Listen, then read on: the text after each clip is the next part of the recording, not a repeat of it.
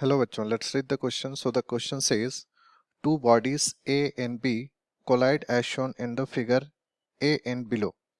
A and B below. Circle the true statement. Option A, they exert equal and opposite force on each other in A but not on B. They exert equal and opposite force on each other in B but not in A. They exert equal and opposite force on each other in both A and B. The forces are equal and opposite to each other in A, but only the component of the forces parallel to the velocities are equal in B. तो यहाँ पे सबसे पहले हम देखते हैं कि यहाँ पे हम लोग की कॉन्सेप्ट जो है वो क्या यूज करने वाले हैं। ठीक है, तो सबसे पहले अगर हम की कॉन्सेप्ट की बात करें तो की कॉन्सेप्ट हम यहाँ पे क्या यूज करेंगे। की कॉन्सेप्ट जो हम यहाँ पे यूज करने वाले हैं that is nothing but Newton's third law. Newton's third law, ठीक है। तो न्यूटन्स थर्ड लॉ क्या कहता है कि एवरी एक्शन हैज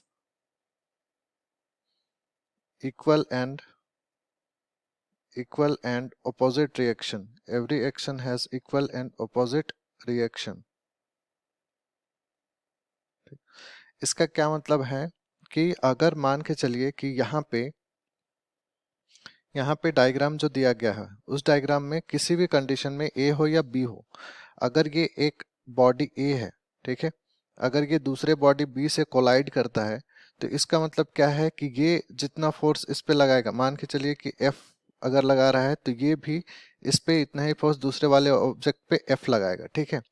और ये दोनों फोर्सेस जो रहेंगे वो इक्वल रहेंगे, ठीक है। F1 दैट विल बी, मान के चलिए कि ये फोर्स F1 है और ये F2 है, तो F1 that will be equal to F2, लेकिन इनका जो डायरेक्शन होगा they will be opposite in direction.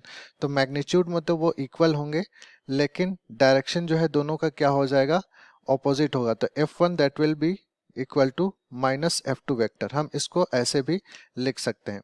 तो इसका मतलब जो सही स्टेटमेंट होगा इस हिसाब से न्यूटन्स थर्ड लॉ के अकॉर्डिंग वो कौन सा हो जाएगा, option C, they exert equal and opposite force in on each other in both A and B. ठीक है, तो करेक्ट ऑप्शन कौन सा होगा, ऑप्शन सी।